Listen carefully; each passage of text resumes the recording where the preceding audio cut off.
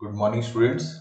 So today we are going to discuss about the topic of C tokens, which include keywords, identifiers, constants, and variables.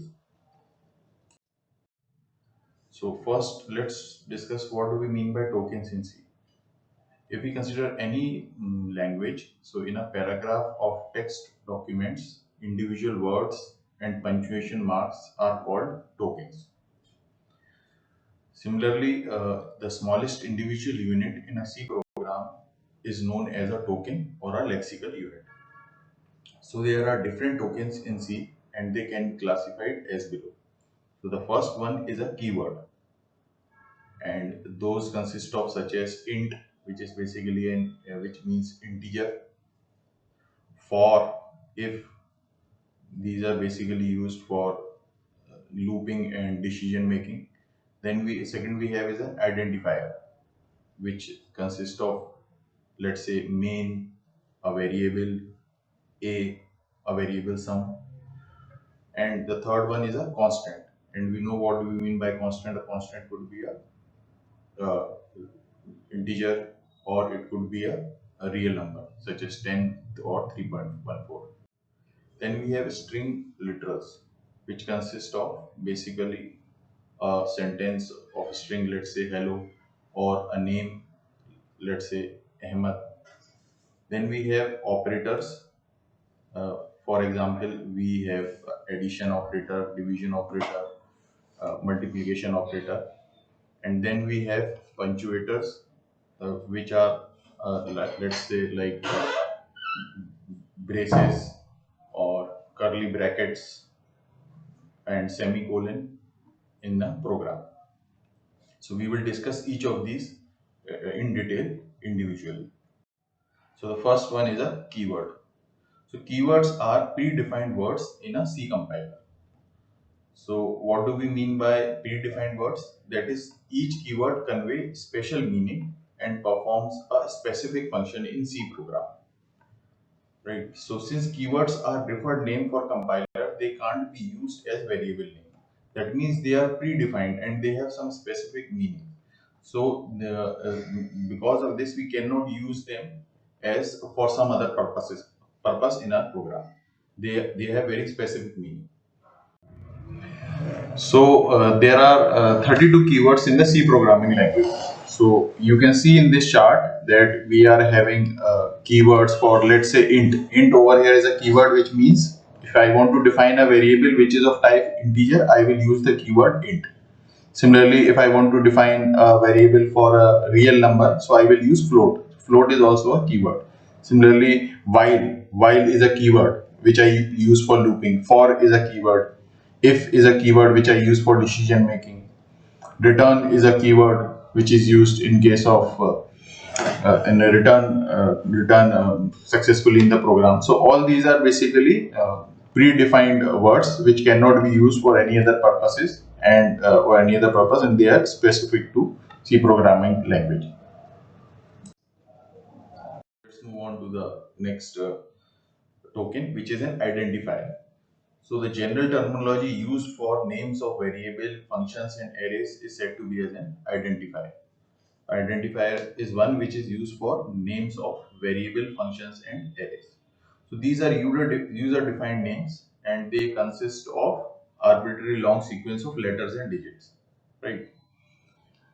And these are user-defined. So identifier may either start with a letter or an underscore as the first character. It cannot start with the digit as a first character. So, for example, if I want to define x is a name I have given to an integer variable, so this is a valid identifier because it begins or it has the first character uh, as a letter or a underscore. Now we move on to the constants. So the data items that remain same, their value during the program do not change, or that is during the execution of the program. Those are said to be as the constants. Some type of constants that are allowed are such as integer constant, real constant, character constant, string constants, and other. For example, over here we can see that we have a constant which is a 3, which is an integer constant, or minus 6.4, which is a real constant, because their values are not going to change during the execution of the program.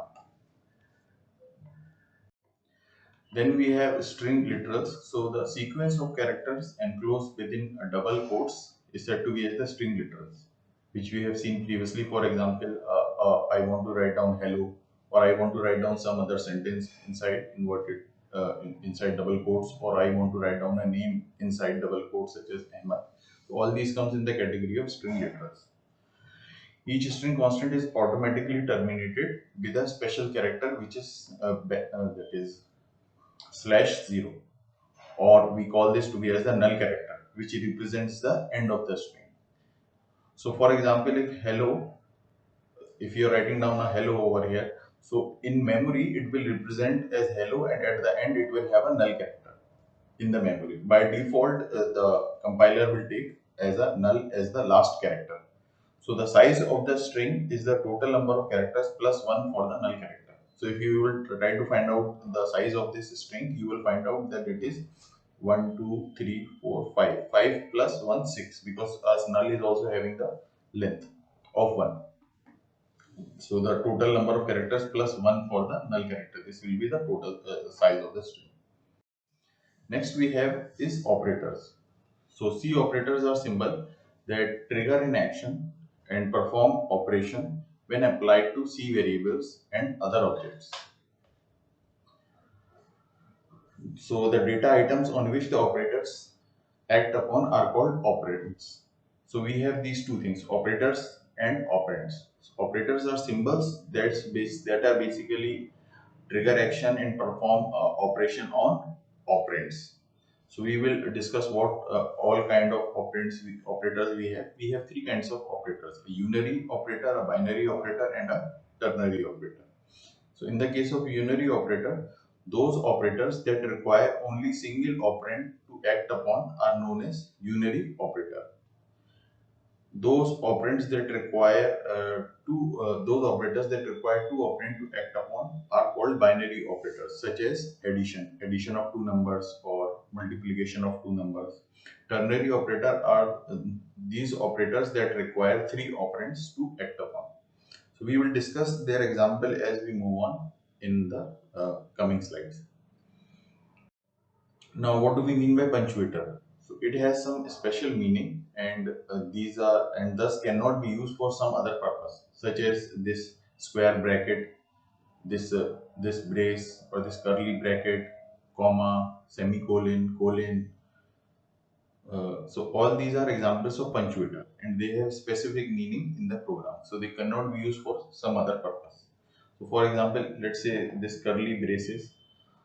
These are used for opening and ending and they mark the start and the end of a block of code containing more than one executable statements. Right. So within this you will have the uh, uh, executable statements. These are opening and ending curly braces, which that marks the start and the end of the block of code containing more than one executable statement. Similarly, we have parentheses, and these symbols are used to indicate the function calls. So a function will have these and function parameters. Now, this is square bracket. These are called to be as opening and closing brackets and are used as array element references. And these indicate single and multi-dimensional subscripts. So we will understand all these as we will move forward. Next, we have variables. So an entity that may vary during program execution is called a variable. We have already seen constant are those values which don't change during the execution of the program. But variables are that they may vary during the execution of the program. Now variable names are names given to location in memory, wherever we are storing those. And these location can contain integer, real value, or constant characters. For example, an integer value can hold only an integer constant. Integer variable can hold only an integer constant. A real variable can hold only a real constant, and a character variable can hold only a character constant. So whatever constant we want to basically store, for the similar kind of variable we are going to define for it. Now, rules for constructing variable names. So, a variable name is any combination of alphabets, digits, or underscore. This we have seen previously. The first character in the variable name must be an alphabet or an underscore.